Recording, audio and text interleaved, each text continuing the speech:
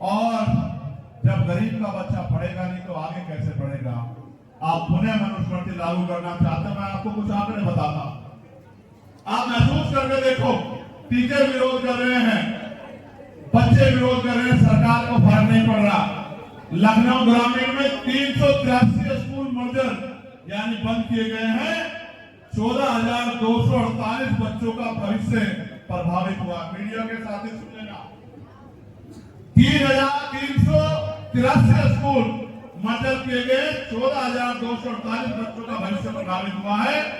उसके बाद भांग के 48 ठेके खोले गए हैं, देसी शराब के 572 ठेके खोले गए हैं, कंपोजिट शॉप 400 खोली गई है और मॉडल शॉप 56 खोली गई है।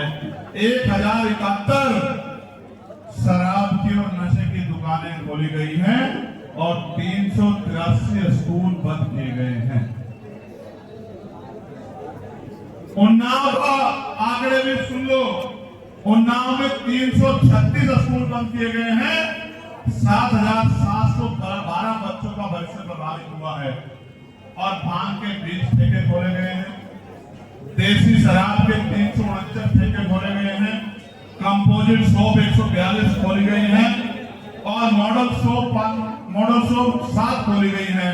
टोटल 578 नशे की दुकानें खोली गई। आप मुझे बताओ, आप चेक करा के देख लेना, एक भी नशे की दुकान बिजनेसमैन, पैसे वालों, पूंजीपतियों के मोहल्ले में बस्तियों में नहीं होंगी।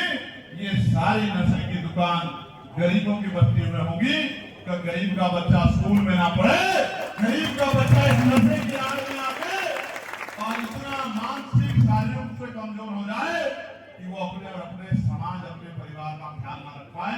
आप ये सोचो, ये शराब की दुकानें, नशे की दुकानें खोलने की मांग तो कोई नहीं कर रहा है, स्कूल को बचाने की मांग सब कर रहे हैं, लेकिन स्कूल बंद किए जा रहे हैं और नशे की दुकानें खोली जा रही है।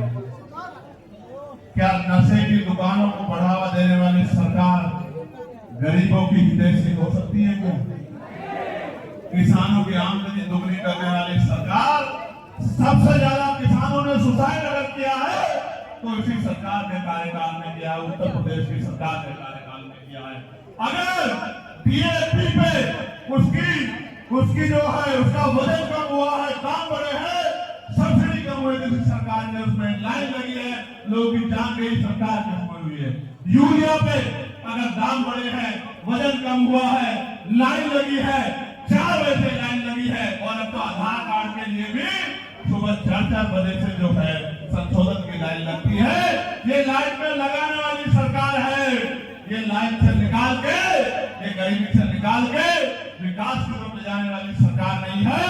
ये तो अमीर को मिडिल क्लास को उसकी नौकरी रोजगार छीन के ये उसको गरीबी की लाइन में लगाने वाली सरकार है।